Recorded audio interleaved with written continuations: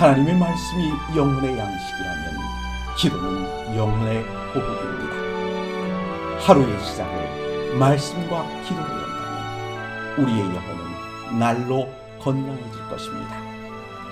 오늘은 시편 18편 28절에서 30절의 말씀을 묵상하여 우리의 영혼을 살찌우고 기도로 하루를 시작함으로 활력을 얻고자 합니다.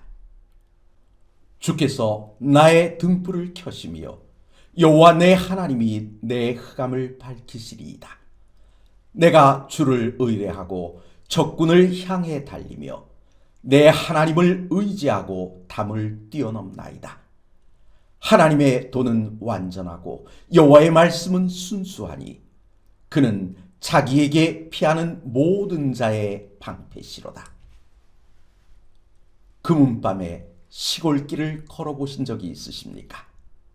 가로등은 물론 주변에 민가도 보이지 않아 창가로 흘러나오는 불빛조차 없는 그런 길을 손전등 없이 말입니다. 청년 시절 대충 방향만 잡고 홀로 걸어본 적이 있습니다. 난 길이라고 생각되는 곳으로 걸어갔는데 발에 밟히는 느낌이 이상하여 땅바닥을 더듬어 보니 어린 채소가 손에 잡혔습니다. 아마 지금 다시 그런 길을 걷게 된다면 손에 들려있는 핸드폰의 손전등 불빛만으로도 그렇게 헤매는 일은 없었을 것입니다. 오늘의 본문에서는 하나님께서 나의 등불을 켜시고 흑암을 밝히신다고 말씀합니다. 성경에서 비유로 말씀하실 때 등은 하나님의 말씀이고 등잔의 기름은 성령 하나님이십니다. 내가 하나님의 말씀을 따르게 되면 성령 하나님께서는 내게 오셔서 불을 밝혀주신다는 것입니다. 우리가 왜 아침마다 말씀을 들어야 할까요? 기도만 하면 안 되는 것일까요? 기도는 우리가 하나님과 동행할 수 있게 해주는 가장 강력한 도구입니다. 하지만 말씀이 없으면 우리의 기도는 방향을 잃어버리게 됩니다. 하나님의 말씀의 가장 중요한 역할은 우리가 가야 할 길을 가르쳐 준다는 것입니다. 그럼 기도란 말씀과 비교하면 어떤 역할을 하게 될까요? 하나님의 말씀이 우리에게 방향을 가르쳐 주면 그 방향대로 갈 수 있는 동력을 기도가 제공해 준다는 것입니다.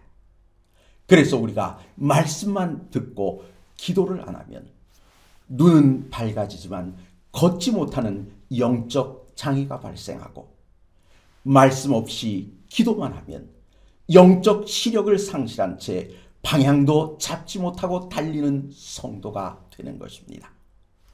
본문을 보십시오. 하나님께서 내 등불을 켜주시고 흑암을 밝혀주시니 주를 의지하고 적군을 향해 달리고 담을 뛰어넘는다고 말합니다. 마치 하나님을 의지하고 골리앗을 향하여 달렸던 그 소년 다윗의 용맹과 용기가 보이는 것 같지 않습니까? 이와 같은 모습은 눈이 감기고 다리에 힘이 풀린 사람은 할 수 없는 일입니다. 육적으로만이 아니라 영적으로도 마찬가지입니다.